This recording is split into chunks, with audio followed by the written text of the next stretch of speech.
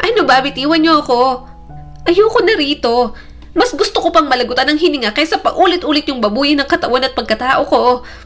Pagwawala ni Ingrid. Pumasok si Madam Cherry sa kwarto at malakas siyang sinampal. Anong kalokohan to? Demonyo kayo! Umiiyak niyang sigaw. Katatapos lang ni Ingrid dalhin sa isang politikong natipuhan siya. Nagpumigla siya kaya nasaktan. Para kumalma at hindi namang laban, tinurukan siya ng pampatulog. Magigising na lang siya na mag-isa na lang siya sa silid at masakit ang katawan. Paulit-ulit na nangyayari yon. Wala siyang maalala dahil tulog siya kapag ginagamit. Pero nandidiri pa rin siya sa kanyang sarili. Lumapit sa kanya si Madam Cherry. Galit ka, di ba? Gusto mong makatakas dito? Gamitin mong utak mo.